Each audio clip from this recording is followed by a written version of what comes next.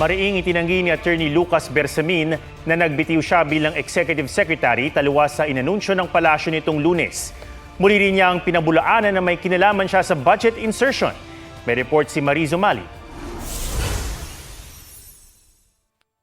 President Marcos accepts resignation of Executive Secretary Lucas P. Bersamin out of delicadeza after their departments were mentioned in allegations related to the flood control anomaly currently under investigation.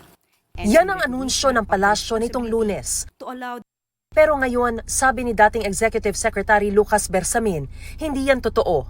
Wala akong resignation na pinahil kasi sinabi niya lumabas na basa ko na lang I resign out of delicadeza. Masarap pakinggan out of delicadeza. Pero hindi naman totoo yan. Hindi ako nag-resign. At saka alam mo kasi pag sinabi mong nag-resign ka parang may tinatakbuhan ka. Isang malapit na kaibigan daw niya ang tumawag para sabihing umalis na siya sa pwesto. Sabi ko walang problema yan. I will accept that because I'm only serving at the pleasure of the President. Ano po daw yung reason bakit kailangan nyo pong you have to go? Hindi ko na tinanong.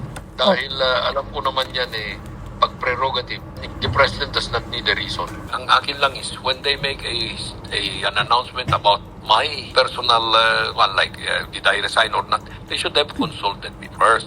Courtesy yan, di ba? Huwag naman yung i-announce na lang nila, you are the last to be told. Hinihinga namin ang pahayagang Malacanang kaugnay nito.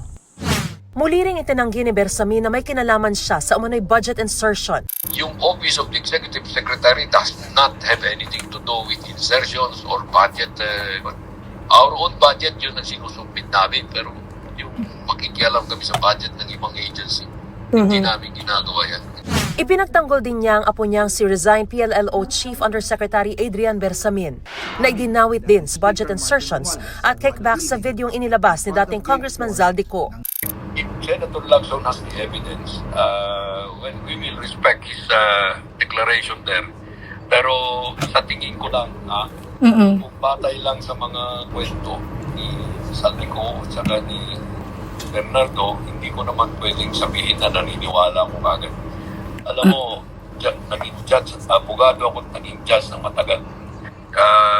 Itong mga bagay nito, yung mga paratang na ganito, should ultimately be established in court.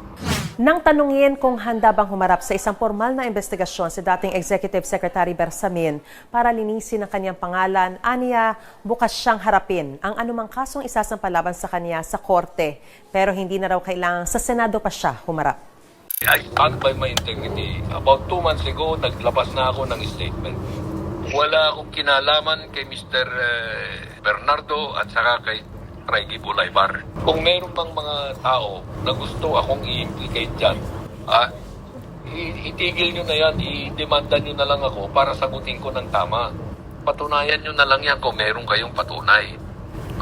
Kung chismis lang, wag naman. Dahil ang social media napakabilis na makasira. Nanumpa naman ngayong araw bilang Acting Executive Secretary si dating Finance Secretary Ralph Recto at ang papalit kay Recto bilang Acting Finance Secretary na si Frederick Go.